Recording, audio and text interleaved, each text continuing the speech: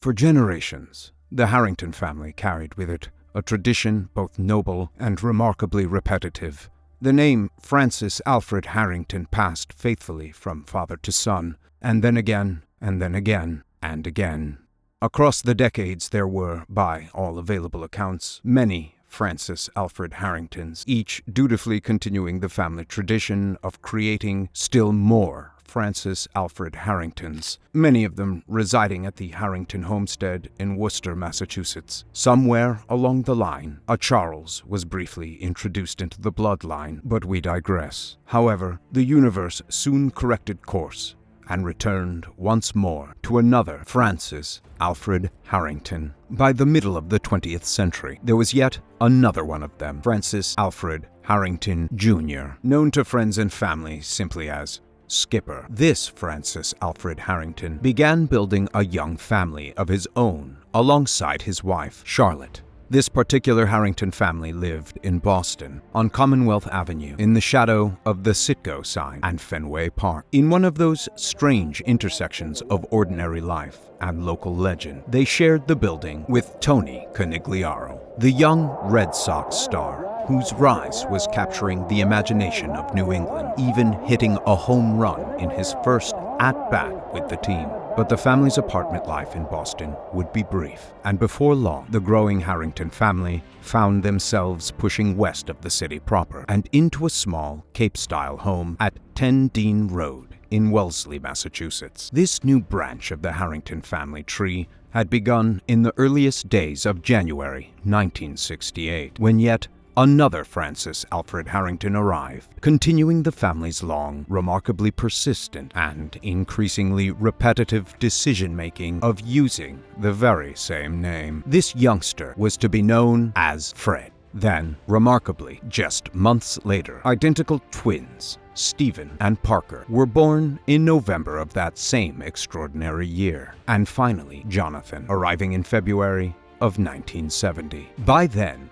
the Harrington household had already become a lively and unpredictable habitat, and Jonathan had entered it as the last young arrival of that extraordinary era. 4 brothers, now 4 more Harringtons preparing for the lives ahead of them. Before long, the young family relocated once more to the legendary Ferncroft at 41 Chestnut Street on the other side of town. For more than a century and a half, Ferncroft stood alive with people, stories, family weddings, warmth, and extraordinary memories. It was eventually demolished in one of the town's more regrettable architectural decisions and replaced with a sprawling modern structure possessing, by all available accounts, absolutely no fucking soul whatsoever. But it had been there, beneath the tree-lined suburban streets, amid t-ball games, weekend soccer matches, bicycles dumped off at the end of driveways as the boys went out to play, and the chaos created by the family dog, Bingo, that the brothers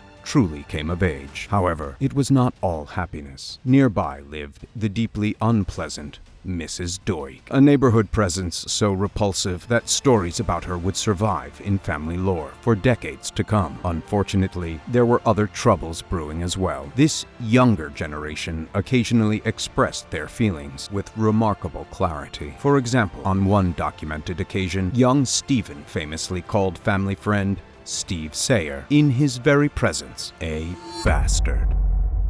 Historians remain divided as to whether the accusation was warranted, though there appears to be far greater consensus regarding his wife, Marjorie.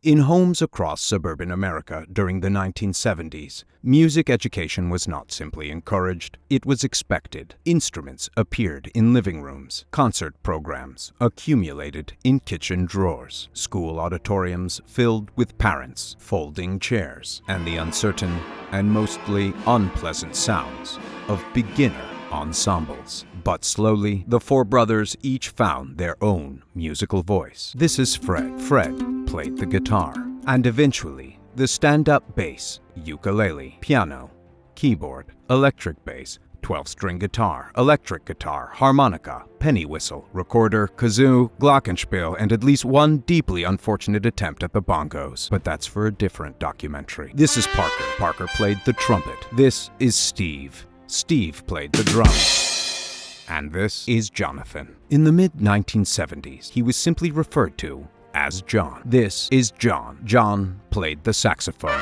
But in the distant background of those childhood years, while the country had just celebrated its bicentennial, and at the dawn of 1977, another musician entered the story. A figure who, unbeknownst to anyone at the time, would become inseparable from the legendarium of the Harrington boys. Her name was Becky. And Becky played the bassoon. This is Becky. No, seriously, that's fucking Becky. Literally, Becky, the fucking bassoon player. It's her. Becky who plays the bassoon. Jesus fucking hanging Christ on the cross. Freaking Becky!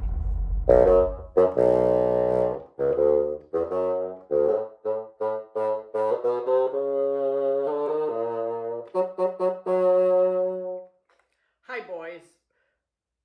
This is Becky. I still play the bassoon. And please don't give this up. It's really nice to know that I live on in a family other than my own. Cheers! Time has passed a half-century. The boys have grown older, and sadly, Steve is no longer with them. But somehow, this small, absurd memory from childhood endures. Becky has taught hundreds of bassoonists across New England, including the Community Music School of Springfield, the Northampton Community Music Center, Amherst College, Smith College, Northfield Mount Hermon School, and even Skipper's alma mater, Deerfield Academy, while also performing for decades with the Vermont Symphony Orchestra, finally retiring in May of 2026 from the seat she had first won back in 1988. The very year that young John had graduated from high school. But even after retiring from the Vermont Symphony Orchestra, after a lifetime spent teaching generations of young musicians across New England, Becky still plays the bassoon.